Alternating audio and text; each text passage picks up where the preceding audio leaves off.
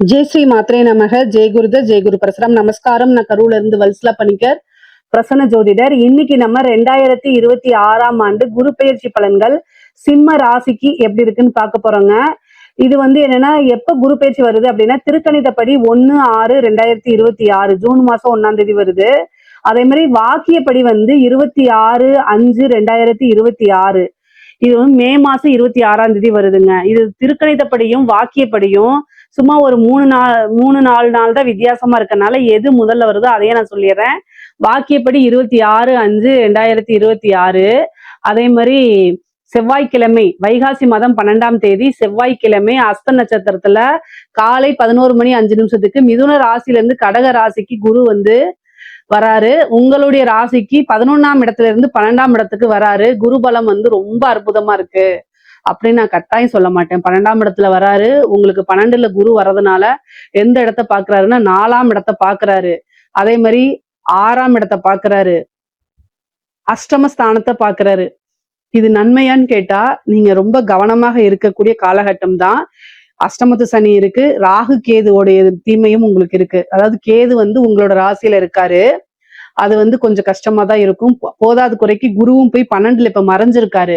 குரு 12ல மறைஞ்சிருக்கனால மறைந்த குரு நிறைந்த பலன் அப்படின்னா உச்சம் பெற்ற குரு. ஆனா அங்க அஷ்டமாதிபதியாவும் இருக்காரு, அஷ்டமஸ்தானத்தையும் பாக்குறாரு. கவனமா தான் இருக்கணும். சிம்ம ராசிக்காரங்களுக்கு நான் கெடு பலன்கள்லாம் சொல்லல, கவனமாக இருங்க. உங்களை எப்படியாவது காப்பாத்தணுங்கிறத என்னுடைய நோக்கம்.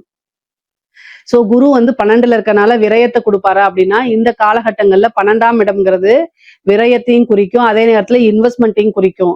விரயம் அப்படின்னா ஒரு சுப விரயமா பண்ணுங்க. வீட்டுல ஏதாவது சுப நிகழ்வுகளை நடத்துங்க. காது குத்து, கல்யாணத்துக்கு குருபலம் வேணுங்க. அதனால யாருக்கு மேரேஜ் பண்றீங்களோ அவங்களுக்கு குருபலம் இருக்கான்னு பாத்துக்கோங்க.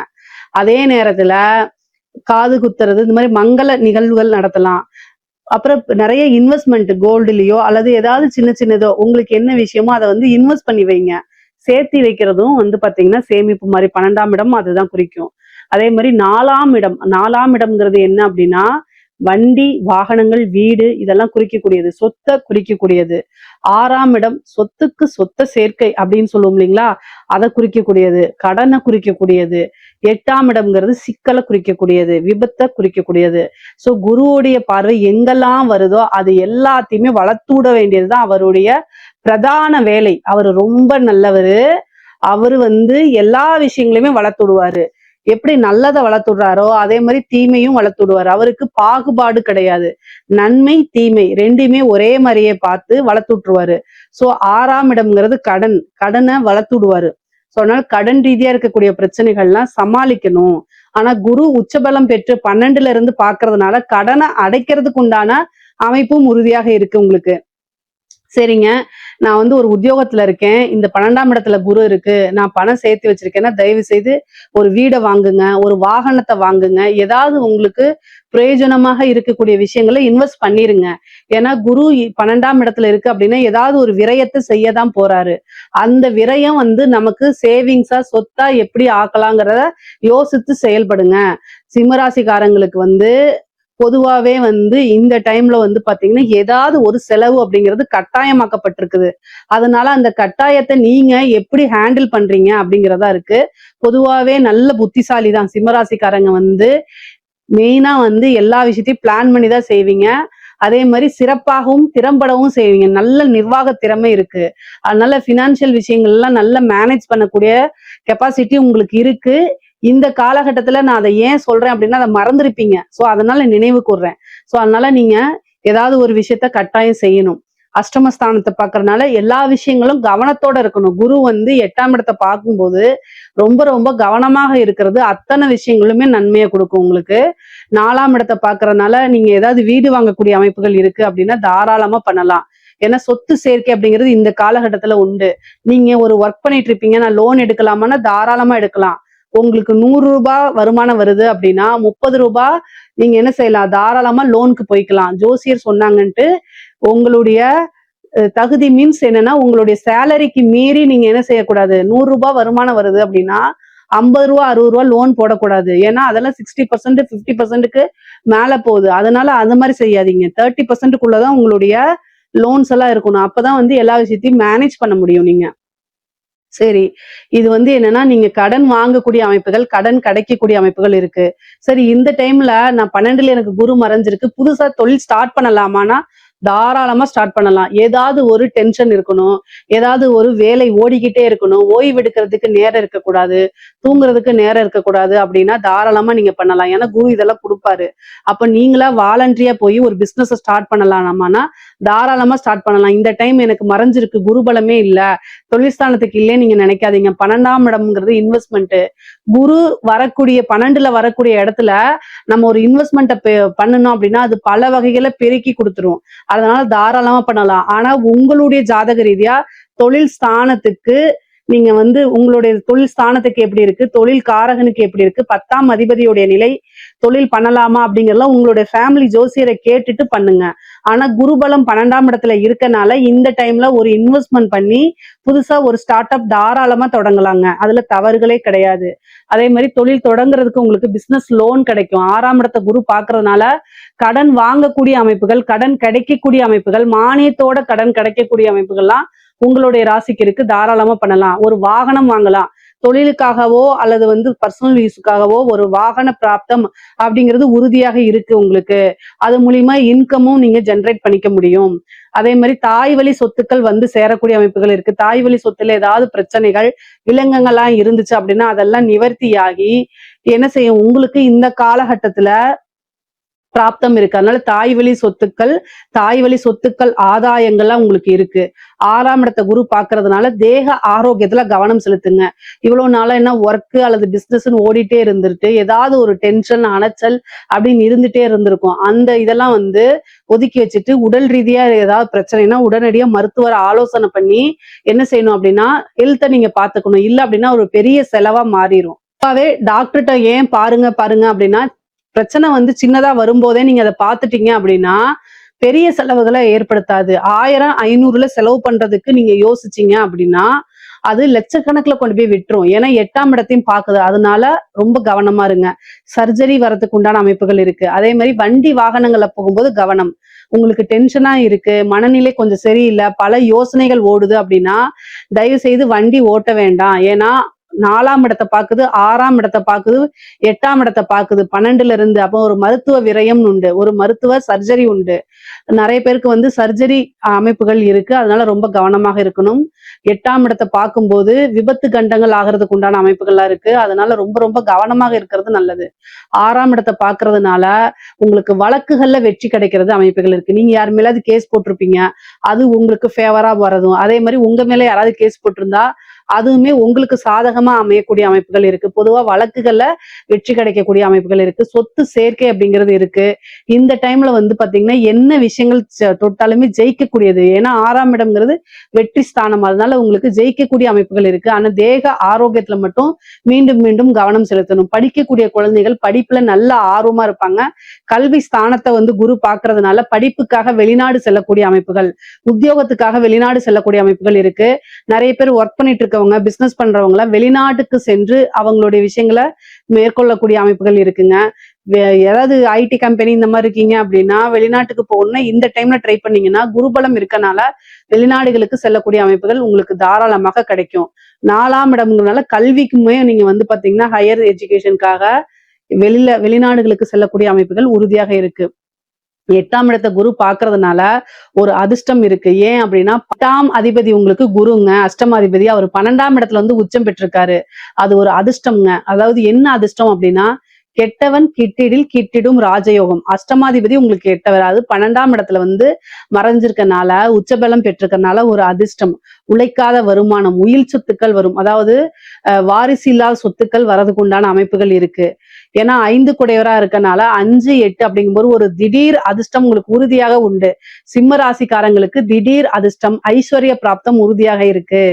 ஒருத்தங்களுடைய வாரிசு இல்லாதவங்களுடைய இறப்புக்கு அப்புறம் அந்த சொத்துக்கள் வரும்ல, அது மாதிரி உங்களுக்கு சேர்றது. பினாமி சொத்துக்கள் ஒரு அரசியல்வாதிகளுக்கோ அல்லது ஒரு பெரிய தொழில் அதிபர்களுக்கோ நீங்க பினாமியாக இருக்கும் பட்சத்தில் அந்த பினாமி சொத்துக்கள் உங்களுக்கு வரதுக்கு உண்டான அமைப்பு. லாட்ரி, புதையல் யோகம் உறுதியாக உண்டு. பொதுவா அஷ்டமம் அப்படிங்கிறது திடீர்னு ஒரு ராஜ யோகத்தை, திடீர்னு ஒரு ராஜ பதவிகளை கொடுத்துரும். அதே மாதிரி அந்த எக்ஸாம்ஸ்க்கெல்லாம் படிச்சுட்டு இருக்கவங்களுக்குலாம் ஒரு நல்ல அரசாங்க பதவி அப்படிங்கிறது இந்த வருஷம் இருக்கு. சிம்மராசியில இருக்கவங்க நிறைய பேர் கவர்மெண்ட் ஜாப்க்கு இந்த வருஷம் போவீங்க. பொதுவாவே அரசியல்வாதிகளுக்கு சிம்ம ராசியில இருக்கவங்களுக்கு வந்து பாத்தீங்கன்னா திடீர்னு ஒரு பதவி கிடைக்கிறதுக்கு உண்டான அமைப்புகள், இந்த வாரிய தலைவர்கள் இந்த மாதிரி இதுக்கெல்லாம் நீங்க ட்ரை பண்றீங்க அப்படின்னா அது கிடைக்கும். ஒரு சிலருக்குலாம் மினிஸ்டர் போஸ்ட் கிடைக்கிறதுக்கு உண்டான அமைப்புகள் இருக்கு.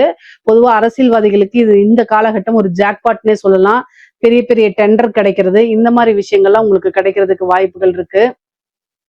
அஷ்டமம் அப்படிங்கும் போதே வந்து என்னன்னா நீங்க ஹெல்த்த பாத்துக்கணும். பெண்களுக்கு வந்து பாத்தீங்கன்னா 4, 6, 8 பாக்குறதுனால தேக ஆரோக்கியத்துல கவனம். வண்டி வாகனங்களை போகும்போது கவனமாக போங்க. வெளியூர் பிரயாணங்கள் போகும்போது நீங்க எந்த ட்ரெயின்ல போறீங்க, எந்த பஸ்ல போறீங்க, எங்க போய் நீங்க ஸ்டே பண்றீங்க அப்படிங்கிற விஷயங்கள் எல்லாத்தையுமே நீங்க என்ன செய்யணும், வீட்டுல இருக்கவங்களுக்கு சொல்லணும். கல்யாணம் ஆனவங்களா இருந்தா ஹஸ்பண்ட் கிட்டயும், கல்யாணம் ஆவாதவங்களா இருந்தா பேரண்ட்ஸ் கிட்டயும் கட்டாயம் சொல்லுங்க.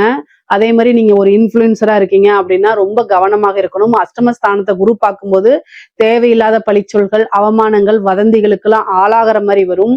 முக்கியமா கணவருடைய தேக ஆரோக்கியத்துல கவனமா இருங்க. அஷ்டமஸ்தானத்தை குரு பாக்குது. மீண்டும் சொல்றேன், அதே மாதிரி நீங்க வந்து சோசியல் மீடியால ஆக்டிவா இருக்கீங்கன்னா பர்சனல் சாட்ஸ் எல்லாம் தவிர்த்துருங்க. உங்களுடைய விஷயங்களே எடுத்து உங்களுக்கு பிளாக்மெயில் பண்றது, அதே மாதிரி வீட்டுல இருக்க கஷ்டங்கள், உங்களுக்கு இருக்கக்கூடிய பிரச்சனைகளை அறிமுகம் இல்லாத நபர்கள், வெளிநபர்கள் கிட்ட ஷேர் பண்ணாதீங்க. எப்பவுமே வீட்டுல இருக்கக்கூடிய நபர்கள் மட்டும்தான் உங்களுக்கு ஆதரவா இருப்பாங்க. திட்டுறாங்க அப்படின்னா நாளைக்கு ஒரு பிரச்சனைனா உங்களுக்கு அவங்கதான் வந்து பக்கபலமா பாதுகாப்பா இருப்பாங்க. ஆனா வெளியில இருக்கிறவங்க ஆதரவு, அன்பு செலுத்துறேன்னு சொல்லி எல்லாமே போலியா இருக்கும். இத போலியை கண்டு ஏமாந்துராதீங்க. ஏன்னா குருபலம் வந்து அஷ்டமத்துக்கு இருக்கும்போது சில விஷயங்கள் வந்து உங்களுக்கு கண்ணுக்கு மறைச்சிரும். அதனால மத்தபடி ஆடை ஆபரண சேர்க்கை இருக்கு, உங்க பேர்ல வாகனம் வாங்கக்கூடிய அமைப்புகள் இருக்கு, உங்க பேர்ல வீடு வாங்கக்கூடிய அமைப்புகள் இருக்கு. பொதுவாவே வந்து பாத்தீங்கன்னா மெயினா இந்த சிம்மராசிக்காரங்க குரு பலனால உங்களுக்கு என்னன்னா திருமணத்துக்கு யோகம் இருக்கா அப்படின்னு பார்த்தா 12ல குரு மறைஞ்சிருக்கனால குரு பலம் 1% கூட திருமணத்துக்கு இல்ல. இந்த டைம்ல வந்து திருமணத்தை அவாய்ட் பண்றதா நல்லது. 1 வருட காலம் வெயிட் பண்றதே சிறப்பான பலன்கள். ஆனா பொருளாதார நிலை அப்படிங்கிறது உயர்வான நிலையில தான் இருக்குது. தெய்வ அனுகூலத்தை தேடிக்கங்க. என்ன பரிகாரம் நீங்க பண்ணலாம்னா 12ல குரு வந்திருக்கனால தட்சிணாமூர்த்தி வழிபாடு, சிவபெருமான் வழிபாடு பண்ணிக்கோங்க. நவகிரகத்துல இருக்கக்கூடிய குரு பகவான வழிபாடு பண்ணிக்கோங்க.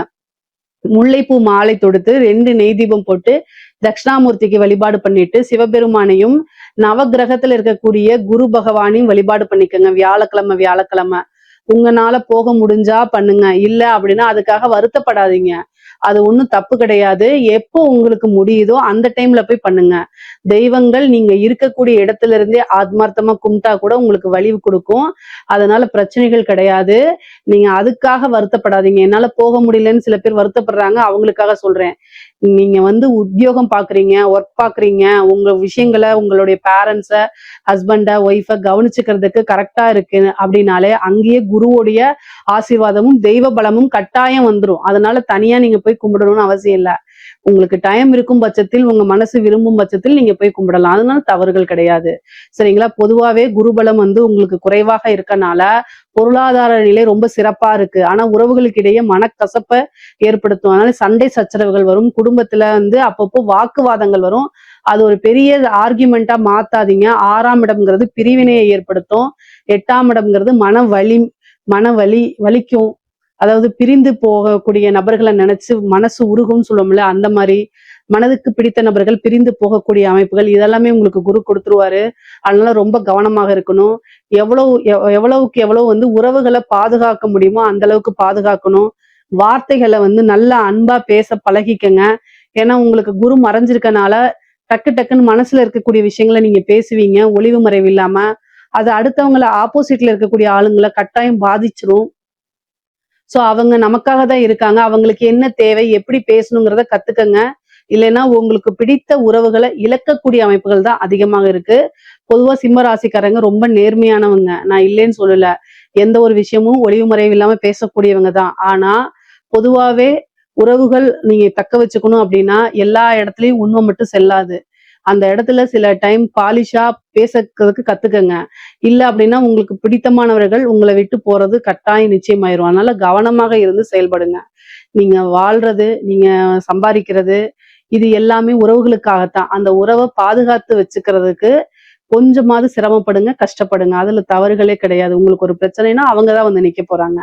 குருபலம் வந்து உங்களுக்கு இந்த டைம்ல வந்து 12ல வந்து உச்சம் பெற்று மறைந்திருக்கனால, குருபலம் வந்து குறைவாக இருக்கிறதுனாலயும் உறவுகள் கிட்ட ரொம்ப பாதுகாப்பா இருந்துக்கங்க.